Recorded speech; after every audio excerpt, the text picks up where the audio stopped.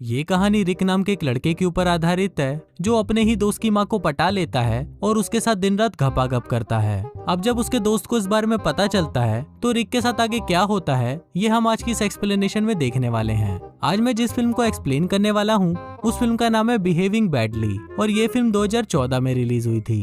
Movie की शुरुआत में हम रिक नाम के एक लड़के को देखते हैं जो अपनी मॉम लूसी को सोफे पर बेहोश पड़ा हुआ देखता है। दरअसल लूसी ने आत्महत्या करने की कोशिश की थी और उसके पास में बहुत सारे लेटर्स भी पड़े हुए थे। अब अपनी माँ को ऐसा देखकर रिक तुरंत उन्हें हॉस्पिटल में एडमिट करवाता है। इसके बाद रिक जब उनके लिखे हुए लेटर्स को पढ़ता है तब उसे पता चलता है कि उसकी मॉम को उसकी बेस्ट फ्रेंड मिस बेंडर और रिक के अफेयर के बारे में पता चल गया था और शायद इसी वजह से उसकी मॉम ने आत्महत्या करने की कोशिश की थी। फिर रिक हमें बताता है कि ये सब कैसे शुरू हुआ और इसी के साथ कहानी सीधा फ्लैशबैक में जाती है। यहाँ हम देखते हैं कि रिक की मॉम लूसी एक अल्कोहलिक है और वो अपने बच्चों पर बिल्कुल भी ध्यान नहीं देती और वो हमेशा ही रिक के डैड को सिर्फ डिवोर्स देने की बातें करती रहती है।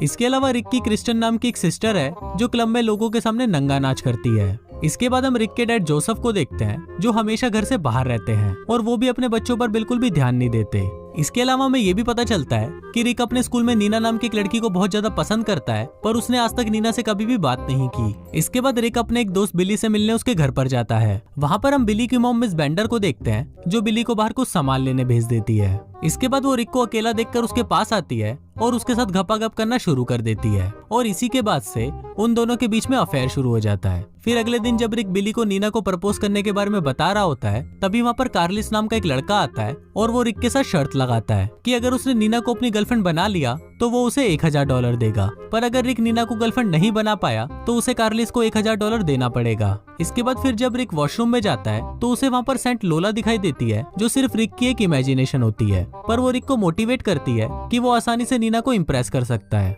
इसके बाद जब रिक को पता चलता है कि नीना का अपने बॉयफ्रेंड केविन से ब्रेकअप हो गया है तो ये जानकर वो सोचने लगता है कि वो नीना को अपनी गर्लफ्रेंड बना सकता है। इसके बाद जब क्लासरूम में उनके टीचर उन्हें पढ़ा रहे थे तभी अचानक उनकी डेथ हो जाती है और क्लास के सभी बच्चों को छुट्टी मिल जाती है। इसके बाद जब नीना बाहर खड़ी होती है तो रिक उसके पास आकर उससे बात करता है और उसे टीचर के फ्यूनरल पर चलने के लिए पूछता है, पर तभी वहाँ पर उसका बॉयफ्रेंड केविन आ जाता है, पर नीना केविन के सामने ही रिक के साथ चलने के लिए उसे हाँ बोल देती है। इसके बाद हम उन लोगों को उस टीचर के फ्यूनरल पर देखते हैं जहाँ पर रिक अपनी मॉम की कार लेकर आया था। तभी नीना रिक को बताती है कि उसे जॉश गॉर्मन का म्यूजिक बहुत अच्छा लगता है। अभी सुनकर रिक उसे इम्प्रेस करने के लिए बोलता है कि वो जॉश गॉर्मन को पर्सनली जानता है और वो कल उसके कॉन्सर्ट में भी जाने वाला है। अब ये सुनकर नीना बहुत खुश हो जाती है और वो रिक से पूछती है कि क्या मैं भी तुम्हारे साथ चल सकती हूँ। अब रिक को तो नीना को सेट करना था इसलिए वो उसे हाँ बोल देता है। इसी दौरान उनकी कार को पीछे से आकर कोई टक्कर मार देता है और फिर जब रिक बाहर आकर देखता है तो वहाँ पर चर्च के फादर होते हैं जिन्होंने उसे टक्कर मारी थी। तभी फादर रिक से माफी मांगते हैं और वो उसको बोलते हैं कि वो उसकी कार को ठीक करवा देंगे। अब रिक को नीना को कॉन्सर्ट में भी लेकर जाना था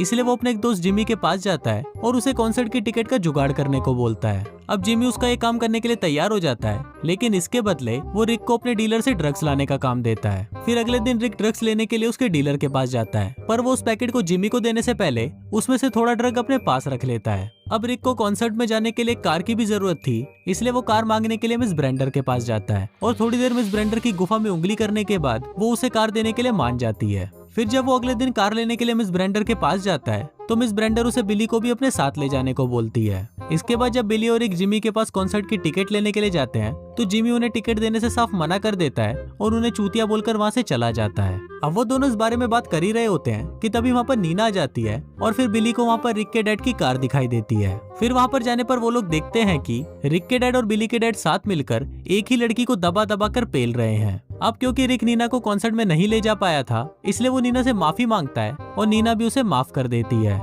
इसके बाद अगले दिन वो लोग जब फिर से स्कूल जाते हैं तो वहाँ पर उन्हें पढ़ाने के लिए एक बूढ़ी सी टीचर आती है और थोड़ी देर बाद वो टीचर भी पढ़ाते वक्त वहीं टपक जाती है। इसके बाद जब रिक अपने घर पर आता है तो उसे उस मैकेनिक का कॉल आता है जो रिक की मॉम की कार को रिपेयर कर रहा था। वो मैकेनिक रिक को ये बताता है कि उसकी मॉम की कार को रिपेयर करने में अभी 1 वीक और लगेगा इसलिए वो रिक को कुछ टाइम के लिए एक बहुत ही महंगी कार चलाने के लिए दे देता है। अब रिक उस कार को लेकर बहुत खुश होता है और वो उस कार में बिली और नीना को लेकर घूमने चला जाता है, पर तभी उसे रास्ते में पुलिस पकड़ लेती है। दरअसल पुलिस वालों ने उसे इसलिए पकड़ा था क्योंकि उनको रिक की मॉम की कार के अंदर उस मैकेनिक की डेड बॉडी मिली थी और रिक भी उस मैकेनिक की ही कार को चला रहा था, इसीलिए पुलिस वालों को रिक पर शक था कि शायद उसी ने ही उस मैकेनिक को मारा है। इसके बाद जब रिक से पूछताछ की जाती है तो रिक पुलिस वालों को बताता है कि चर्च के फादर के कहने पर ही वो अपनी कार को रिपेयर कराने उस मैकेनिक के पास गया था।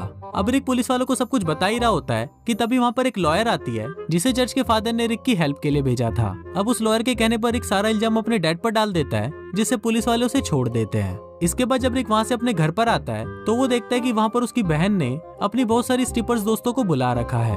अब ये देखकर रिक को एक आइडिया आता है और वो बिली को बोलता है कि आज रात के लिए हम यहाँ पर एक स्ट्रिप क्लब ओपन करेंगे ताकि हम कार्लिस को देने के लिए $1000 का जुगाड़ कर सके, क्योंकि अब रिक को ऐसा लग रहा था कि वो शर्त हार जाएगा, इसीलिए ही वो ये सब कर रहा था। इसके बाद रिक ये बात अपने दोस्त क्रिस्टन और स्टीवन को बताता है और वो लोग भी इसके लिए तैयार हो जाते हैं। आगे बिली अपनी माँ मिस ब्लेंडर को भी बुला लेता है, जिसको देखकर रिक को बिल्कुल भी अच्छा नहीं लगता। फिर जब बिली वहाँ से बाहर जाता है तो मिस ब्लेंडर जबरदस्ती रिक के साथ गपागप करने की कोशिश करती है, पर रिक बहुत ही मुश्किल से उनसे अपना पीछा छुड़वाता है। थोड़ी देर बाद वहाँ पर बिली आ जाता है और वो अपनी मॉम को अजीब हरकतें करते हुए देख लेता है। तभी रिक बिली को उसकी मॉम को दूसरे कमरे में ले जाने के लिए बोलता है। इसके बाद पार्टी शुरू होती है और बिली और रिक बहुत सारे पैसे कमा लेते हैं। थोड़ी देर बाद वहाँ पर जिमी भी आ जाता है और रिकी उसे मिस ब्लेंडर के पास गपागप करने के लिए भेज देता है। थोड़ी देर बाद नीना भी वहाँ पर आ जाती है और रिकी उसे अपने रूम में ले जाता है। फिर वो दोनों बातें करते हुए एक दूसरे के क्लोज आ जाते हैं और फिर वो लोग किस करने ही वाले होते हैं कि तभी वहाँ पर मिस ब्लेंडर आ जाती है। फिर जब मिस ब्लेंडर रिक से बातें कर रही होती है तो नीना को पता चल जाता है कि रिक का मिस ब्लेंडर के साथ अफेयर चल रहा है। अब इससे गुस्सा होकर नीना वहाँ से जाने लगती है और फिर रिक उसे मनाने के लिए उसके पास आता है, पर तभी वहाँ पर पुलिस आ जाती है और वो घर पर इल्लीगल क्लब चलाने के जुर्म में रिक को छोड़कर बाकी सभी को अरेस्ट कर लेती है। फिर अगले दिन जब रिक जेल में सभी से मिलने जाता है तो वहाँ पर नीना उसे बोलती है कि वो रिक को पसंद करने लगी थी, पर कल रात जो कुछ भी हुआ उसके बाद से वो उसकी शक्ल भी नहीं देखना चाहती। अब यहाँ तक की कहानी फ्लैशबैक में चल रही थी और अब कहानी वापस प्रेजेंट में आती है। यहाँ पर रिक सबसे पहले मिस ब्लेंडर के पास जाता है और फिर उसके साथ वो अपने अफेयर को खत्म कर देता है। फिर रिक हॉस्पिटल में अपनी मॉम को देखने जाता है, जहाँ पर उसकी मॉम उसे मोटिवेट करती है और बोलती है कि जो भी तुमने गलत काम किए हैं उसे तुम्हें ठीक करना होगा। इसके बाद रिक वहाँ से सीधा लॉयर के पास जाता है और उससे अपने दोस्तों को जेल में से निकालने के लिए हेल्प मांगता है। अब वो लॉयर भी उसकी बात मान लेती है और वो रिक के दोस्तों की बेल करवा देती है। इसके बाद रिक अपनी मॉम से मिलने वापस हॉस्पिटल में जाता है, जहाँ पर हमें पता चलता है कि नीना वहाँ पर पार्ट टाइम जॉब कर रही है। फिर रिक अपनी मॉम को डिवोर्स पेपर्स देता है ताकि वो अपने डैड को डिवोर्स दे सके।